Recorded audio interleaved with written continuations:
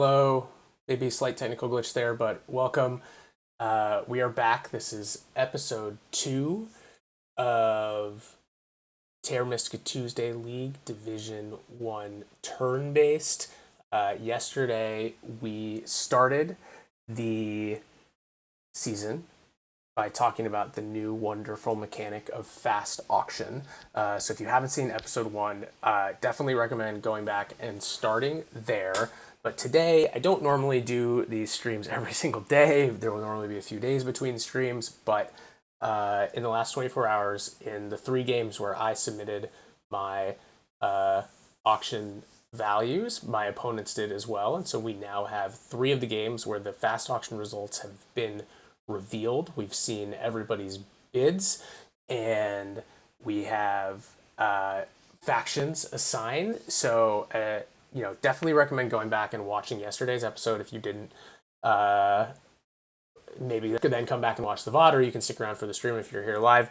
But we talked about that whole process, but I think to really understand fast auction and a lot of the confusion that has come about is people see the results and they don't understand how the bids that they input and how their opponent's input came out into the results. And I promise you the math works and it is not arbitrary and it makes sense. And so today we're going to talk a little bit in detail about the auctions that went on and how we got to the faction assignments and starting victory point numbers that resulted. So let's dive right in, and we'll also talk about the games and my position now that I have a faction and what I'm thinking for the openings of these games. We'll of course cover that too. So this is the first game. Is not the first game we covered yesterday, but the first game we're going to cover today. This is Fjords with Fire and Ice factions and Fire and Ice scoring, Sanctuary Stronghold distance scoring to be specific. And it's Mermaids, Alchemists, Icemen's, and Shapeshifters. And we had a super interesting auction. I landed on Mermaids, which I'm happy with. They were my first choice faction that I put as the lowest bid, so it makes a good amount of sense that I landed on them. Absolutely thrilled to get them for the full 40 points. You will see quickly, and you can kind of tell just by looking at the numbers, that we actually had quite a difference of opinion amongst opponents of which factions were best here. And so we ended up all with pretty high levels of starting victory points. 3 of us have 40, and just George on Shapeshifters has 36. So how did this happen? I made a handy dandy little spreadsheet, and I hope you all can read this, that we're going to talk through. So the game we're talking about is the first one here.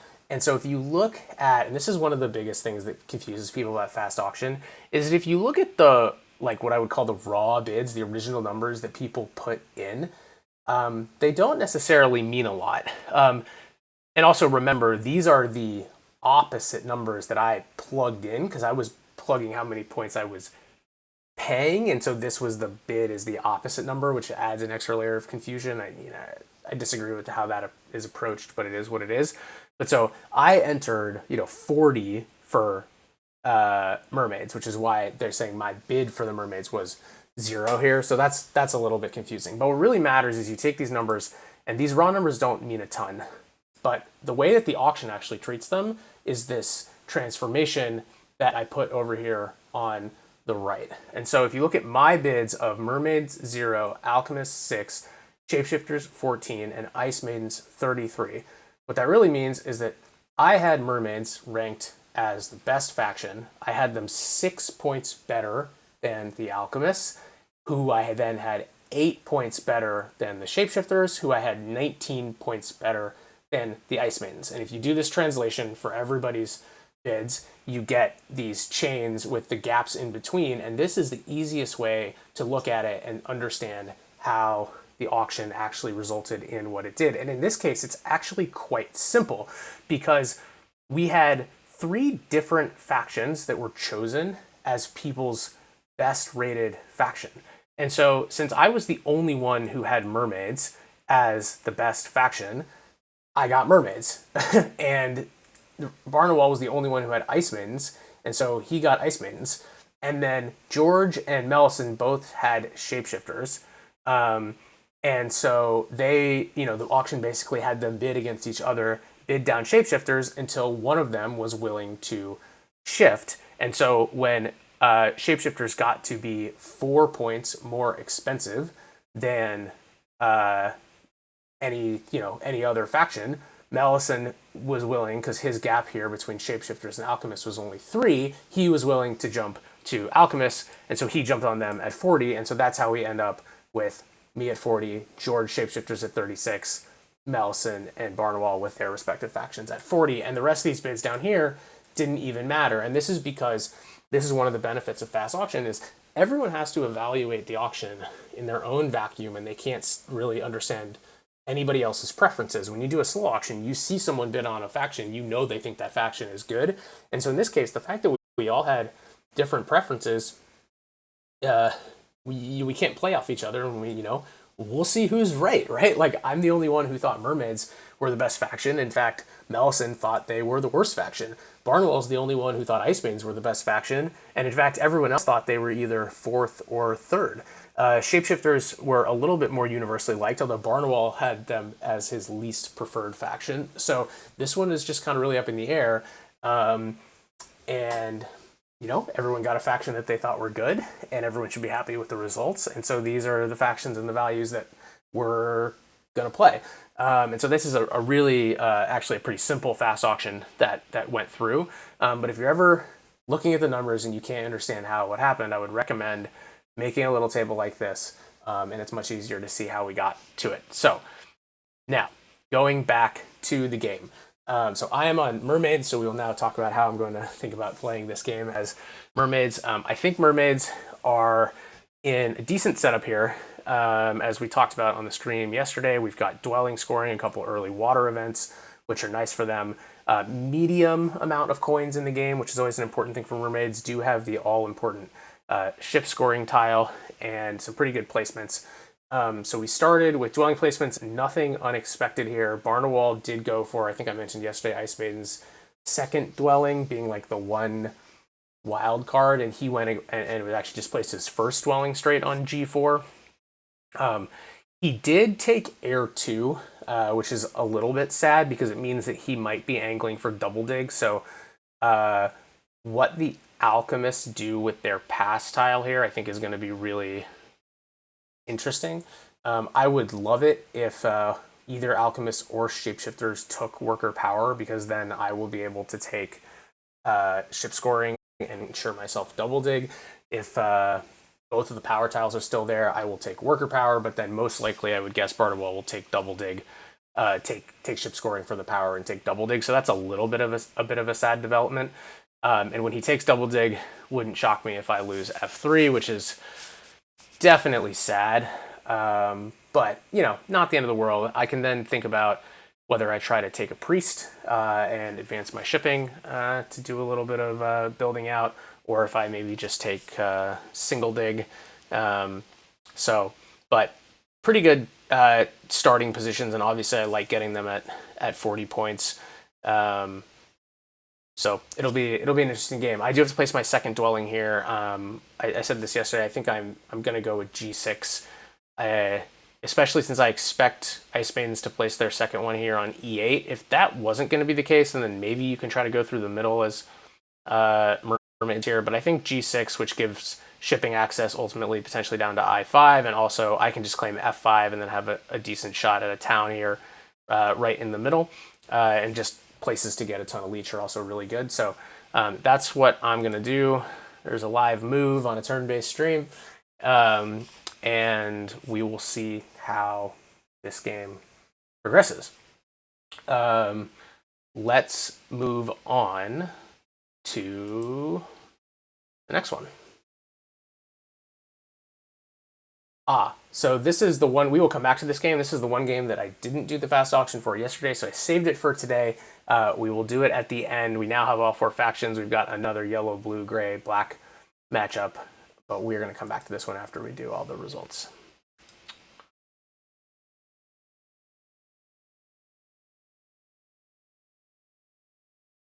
All right, so Here is another fun one. So this is my home game.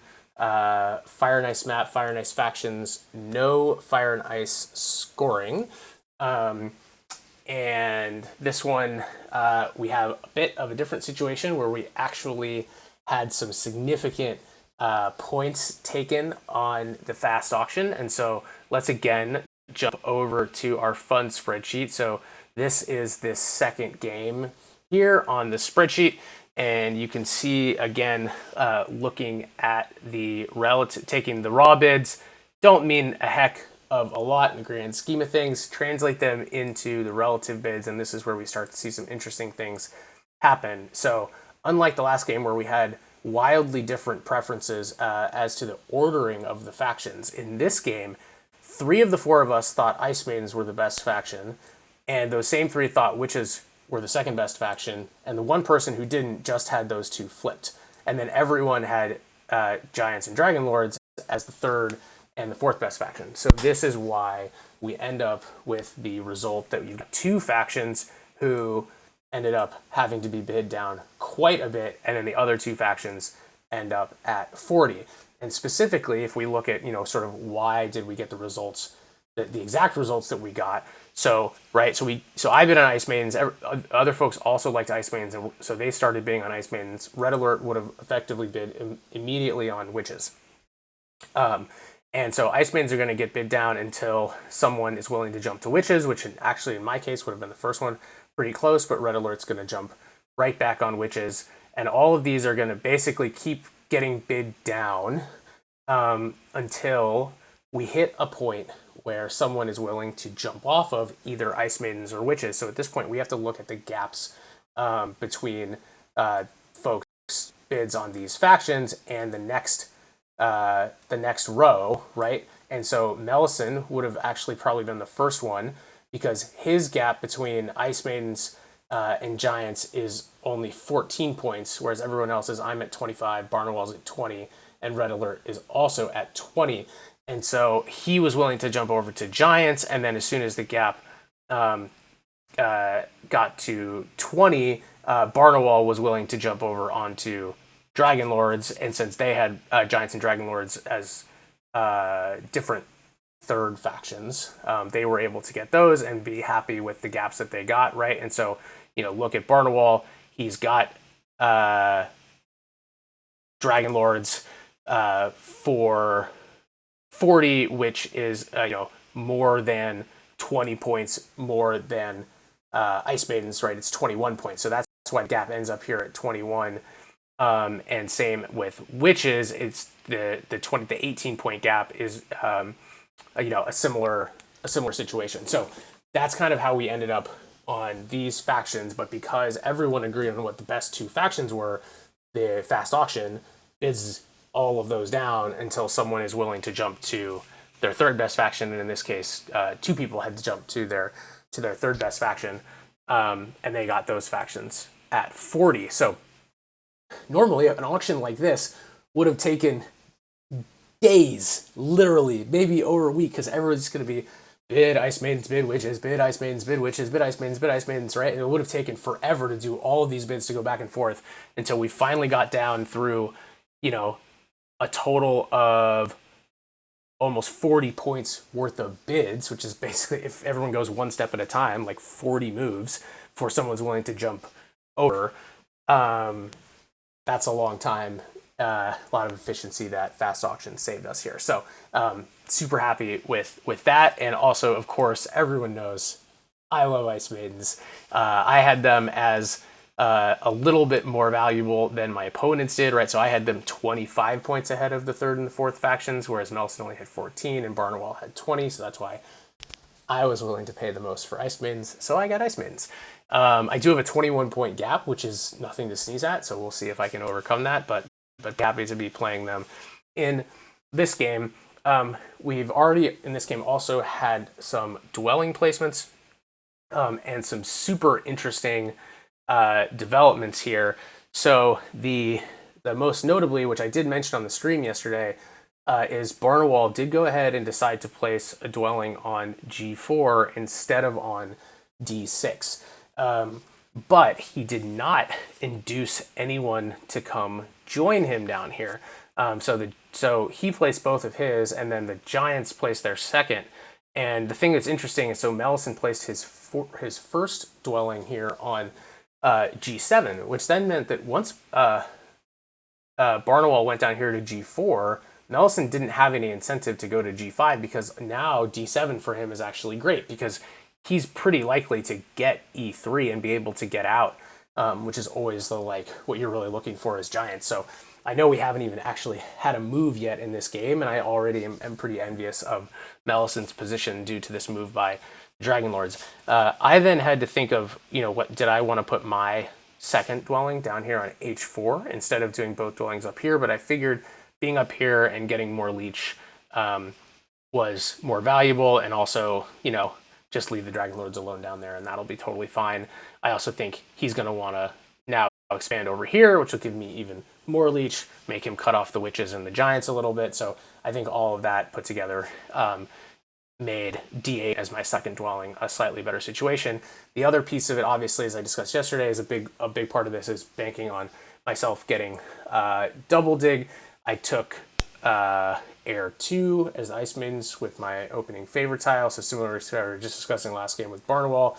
I unfortunately do not have a power tile available to me, but everyone else is a 5/7 faction, and the Dragon Lords and the Giants don't really want double dig anyways, so all I need is one leech, which I'm easily going to get here, given all these placements in the center, to be able to take double dig, and I should be in great shape. I will be able to spend one of those on C5, and I'll throw the other one onto B5, and then I'm going to get a cult dig, because as we will do right now, these guys, by taking the 2 power tiles, were nice enough to leave me the priest, which is actually exactly what I wanted as Ice Maidens anyways. I didn't really discuss on the stream yesterday. I realized that one of the big reasons I liked Ice Maidens in this game is there's no other culty factions, and Ice Maidens are quite a culty faction. They don't do nearly as well if they're playing against Warren or Cultists, but against non-culty factions they can usually do quite well.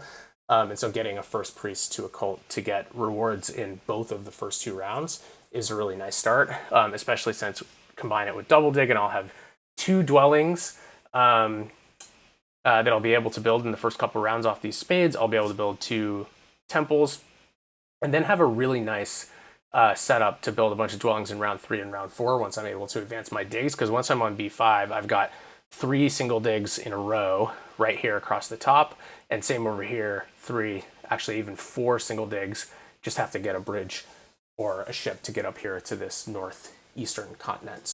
So definitely a lot of points to make up as Ice Maidens in this one. I think that temple that I build in round 2 will probably need to be Earth 1, so definitely hope that that's still around, although I doubt the Giants will take it in round 1, so should be an option. But I think I'm in a pretty good spot with this setup, despite the points gap. So very happy to be playing my favorite faction in this one. I had a really fun turn-based league game with Ice Maidens a few seasons ago on this same map that I also paid a big price, and I still was able to win. Now that one had landscapes, and Ice Maiden's landscape is really strong, so I don't have that one in my back pocket this time, but I still think this is a pretty good setup. So should be a fun game. Okay, let's talk about the last fast auction game, which is the one that it's not my turn in, so I have to do it this way. I think it is, yeah, this one.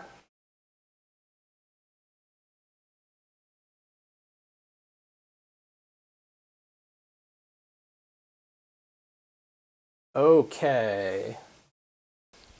So, this game is revised base, as we talked about yesterday. Crazy revised base. And as this one does have landscapes, and we've got dwarves, mermaids, fakirs, and alchemists, and yet another game, as happens more than you might expect with fast auction, actually. Yet another game where I got my first choice faction, which was the dwarves. I did have to pay some for them, although actually didn't have to pay as much as 2 other factions. So I ended up with 30. We've got Red Alert on Mermaids at 22. George on Fakirs also at 22, and Barnwall has the Alchemists as the 40 faction. And so let's one more time diagnose what happened in the fast auction, as this is a fast auction overview stream. So, third game here on the spreadsheet. I hope you all can read this. So we have the original bids. Again, look at these numbers. You would have a really hard time figuring anything out just by looking at those. So we look at the relative bids, and this one actually similar to the first game a little bit, where we had 3 different factions that were stated as people's first preferences, where I had dwarves first and Red Alert had mermaids first, and then Barnwall and George had the exact same preferences. So this is how we end up with 3 factions getting bid down a significant amount, is because these guys were basically bidding against each other a lot, and then anytime they hit certain thresholds, they would bid on the factions that Red Alert and I ended up just keep jumping back on because they were our most preferred faction. So the fact that dwarves here, even though they're their third faction, right, at some point, okay, Fakirs and Mermaids, the gap becomes big enough that they start bidding on dwarves, and so I have to then bid down. And so that's why I didn't get dwarves for 40, because they needed to have the gap between dwarves and alchemists be sufficient to jump on them. So that's why I have actually, you can see how the math works out.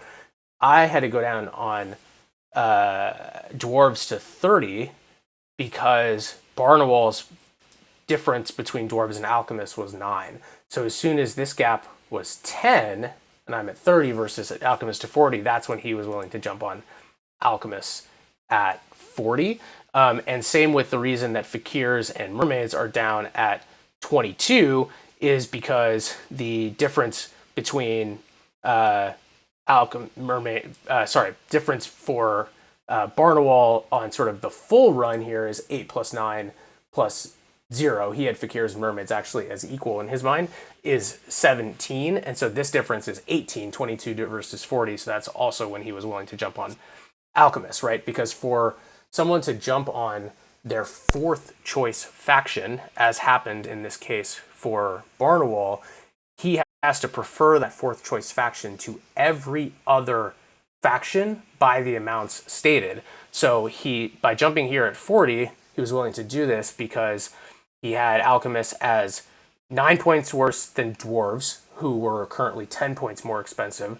He had them as 17 points worse than mermaids, who were 18 points more expensive, and also 17 points worse than fakirs, who were also 18 points more expensive. So that's how we got to the point where Barnwall actually ended up on his last choice faction, which doesn't happen as much in fast auction as you would expect. But if people have similar faction preferences, and it doesn't even have to be everyone has similar faction preferences, but even if there's a couple people, and in this case it was just 2 who had the exact same ordering, someone may end up on their actual last choice. And so that's why making sure that you take the time to input important, your accurate relative values of every single one is important, because Barnwall, assuming that he did that, and I think he did because he's a great player, is probably very happy to be getting Alchemist at this price, because he thinks that once he's got these kind of point gaps on his opponents, that he's actually in the best position by jumping over to Alchemist at that price. So just because you rank something as your 4th faction fourth best faction doesn't mean you should be unhappy to land on them. It just means that you thought they were a little bit closer in value to the other factions than your opponents did, and so therefore you actually think your opponents paid too much to get them. And so the fast auction will play that out for you. But again, I whined about how long this auction would have taken. Think about how long this auction would have taken, right? This is a full, 18 and 18, like almost 50, 46 points of turns that would have had to be bid down before we finally had our factions. I mean, we would have been here middle of next week and I would have been talking about the auction results. But here we are on day 2 after the games get started. And we've got faction results and we've got faction assignments and we're getting into the game, already have dwelling placements, etc. So that's the end of the overview of fast auctions. I'll be doing my bid for the last one. I probably won't do the diagnosis process next stream for the one game that's outstanding. But if any of that didn't make any sense to you, come find me on a future stream in the chat or here or on YouTube when I post the video. I already posted episode 1 from yesterday if you want to go back and watch how I went through and actually chose my values. But hopefully that's helpful to all of you who are watching this for the better understanding of fast auction. So now we can talk a little bit about this game. So with dwarves, that was a live move, everyone. Did you see it? A live move, not by me. It happens on the turn-based stream every once in a while. Barnawal just placed a dwelling. The riveting action of a turn-based stream. So we just got that, and so actually now this makes it my turn, which is really cool. So we're in the middle of dwelling placement, obviously. Fakir's placed their first dwelling on E8, which is super interesting. I'm wondering if he was trying to draw mermaids to G5, to D5 for some reason. The mermaids didn't take the bait and went for E4 instead, and they're probably happy because Barnawal then turned around and put a dwelling on C4, which is one of the things that we predicted might happen in the stream yesterday, as this is just a good spot for connection in general.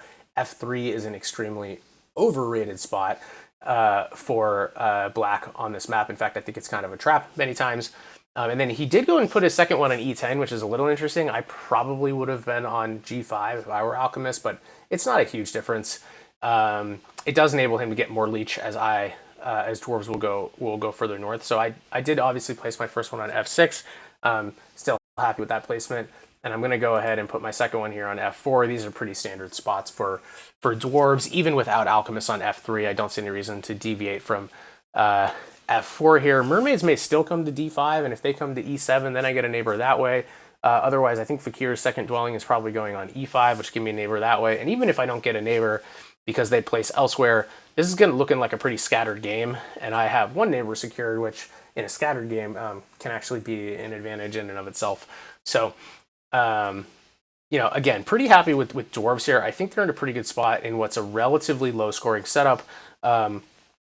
Lots of workers in the game, got some brown cult rewards, and the ability to open a single spade for 2 digs on this map is so nice, and the landscape alleviates some of my potential connection concerns. So I still think I'm in a pretty good spot as dwarves here, but we will certainly see how this one goes. And definitely happy to have some points, right? I was the only one who thought that dwarves were in the best position. I only had them slightly ahead of mermaids and fakirs, but at an 8-point gap, I definitely would be taking, very happy to be getting dwarves over mermaids and fakirs. So that is this one, and by the time we come back, we'll have some moves to talk about. Okay, now it's time for the last one, so we get a reprise of yesterday and one more auction to talk about live here. So as I mentioned very quickly earlier, we now have all 4 factions. We've got Fakirs, Mermaids, Engineers, and Darklings. Yet another yellow, blue, gray, black setup. I think we have 3 of them, right? In this season, this is the old meta, right? Good old Mend from original TM Tour type, and this is actually as close as we've got. We've got Fakirs instead of Nomads, whereas the other games had Alchemists. But interesting, Engineers particularly was an interesting pick to me. I would have expected Dwarves in a game with clusters and late big buildings, but Engineers on this map have a tricky time. I mean, gray on this map in general has a tricky time, and they're probably not getting double dig because of the mermaids sitting in front of them. So not sure I love Engineers too much in this setup. We do not have landscapes, so Fakirs also don't have the benefit of that juicy landscape. which makes them a little bit less interesting. If we look at the starting positions, we will probably get Fakir's C5 and then maybe D4, maybe one of these southern hexes. Engineers usually start on E5, especially without green in the game, so they will probably do that and maybe even try to push through the middle if Fakirs are lazy and don't grab a D7 early. That's probably how how engineers find some success in this game, is if they're able to get this middle stretch. Mermaids will almost always start D6, F5. Those are just two really nice spots for them. Although because engineers, Gray's the one faction that kind of pulls Fire and Ice map away from the center sometimes. So if we get like E5, H5, I could certainly see, and then maybe you get like a Fakir down here on I4. I could see Mermaids trying to go for G4, but the problem is like, which of these juicy spots do you give up? I think that's pretty tough. And then there's Darklings, and I think this map is like secretly pretty bad for black, other than Children of the Worm, who are great, but this is not a fan faction stream.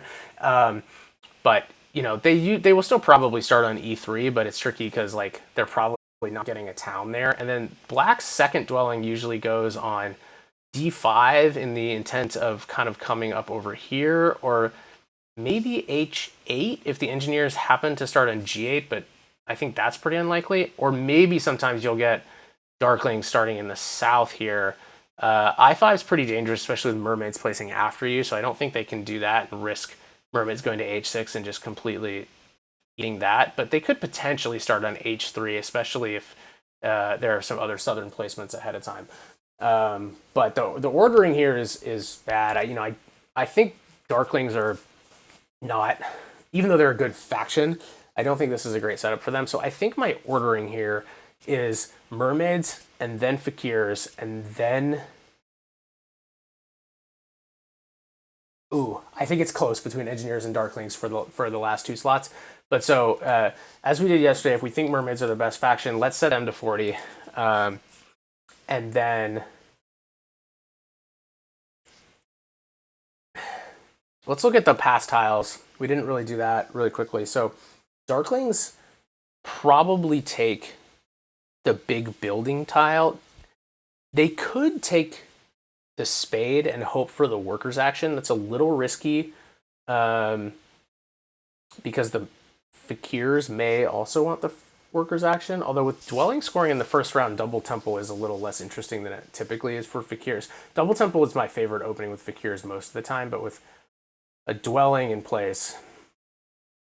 scoring in place, maybe not so much. Either way, I think Darklings still probably take the big building tile. Engineers then probably just take the spade. Mermaids probably take temp ship. And then Fakirs are not very happy because they're getting left with something that's not so great. It's probably cult coins. Yeah, I think it's cult coins. And so I think if you're Fakirs here, you're either still opening double temple despite the dwelling, or maybe you're taking a priest action. The more that I look at this, the less maybe that I like Fakirs here. Because there's no priest tile in the game either, which is pretty rough for them. Clusters is really nice for them. Man, I think Mermaids are the best by just quite a bit here. Oddly, though, cluster scoring actually isn't great for Mermaids on this map, or really even in general, because they often like to get 3 towns, and that's not good for clusters. But they're otherwise in a pretty nice spot here. I mean, if Darklings, it's a little less nice for Mermaids if Darklings go D5, E3.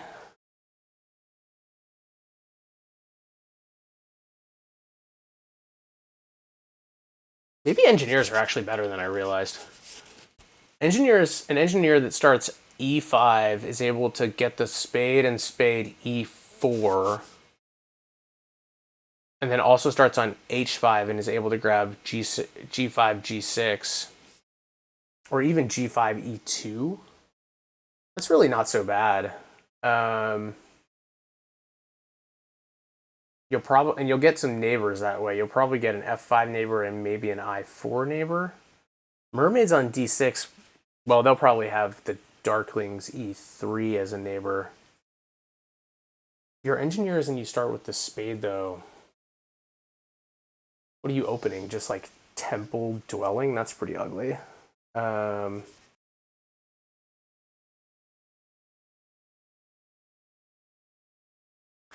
Mermaids definitely gets to open.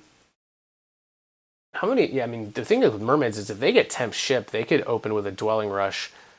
If Darklings aren't on D5, they could build 1, 2, 3, 4, 5 dwellings, which is really sick. If Darklings do open on D5, they can still build 4 dwellings. So yeah, I think mermaids are probably the best by a solid, man, maybe even like 25 points here. I think it's a really big gap. I mean, there's a bit of concern of lack of coins and scoring late in the game, but if they can get their economy rolling, if they can build those dwellings and then they just build, 2 or 3 TPs in round 2 in this TP round, that feels really good. So the question is kind of what's the gap? I'm gonna put them at I think 22 points, and I think this is.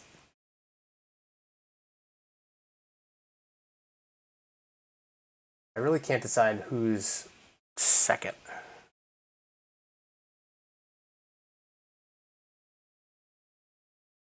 I kind of still think it's Fakir's. Man, Fakir's might have a neighbor problem. Probably not. He'll probably be okay.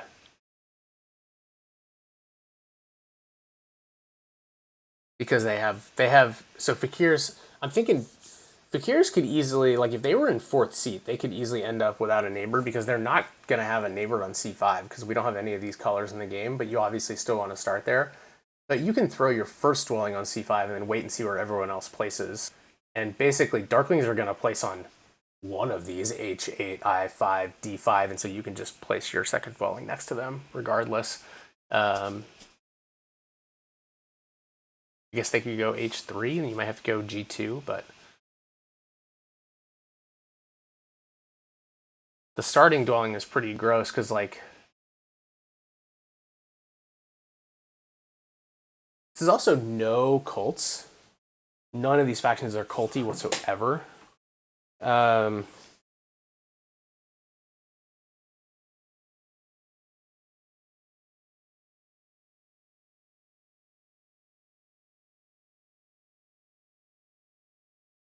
wonder if Darklings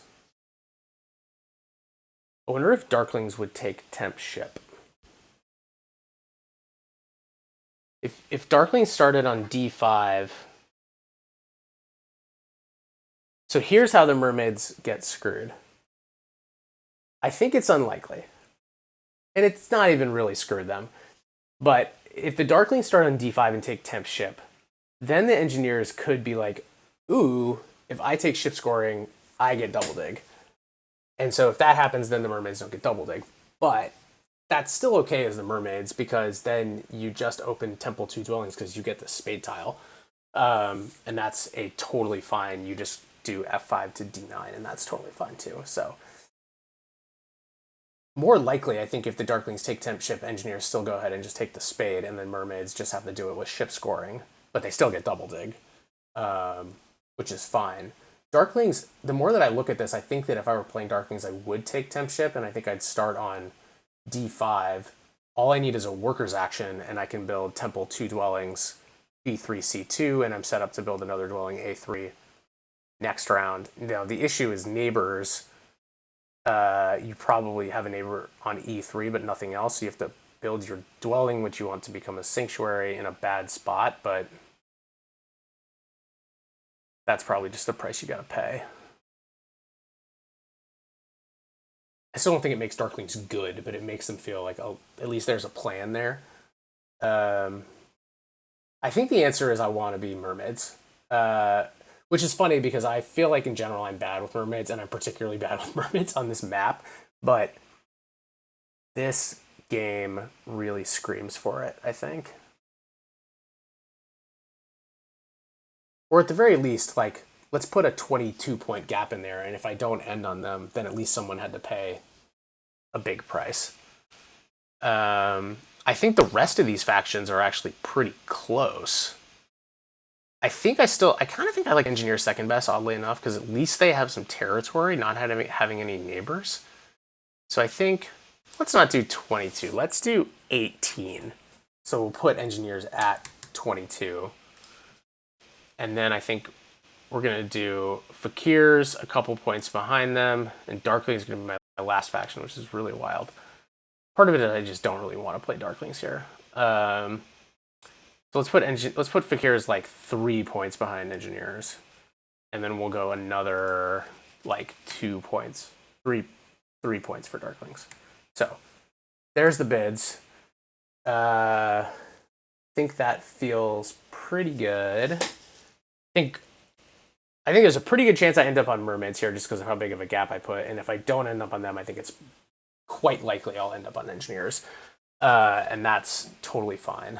I don't love starting as like Temple single dwelling as Engineers, but that would, or at least should, set me up nicely to take double dig in round 2, which I guess is fine.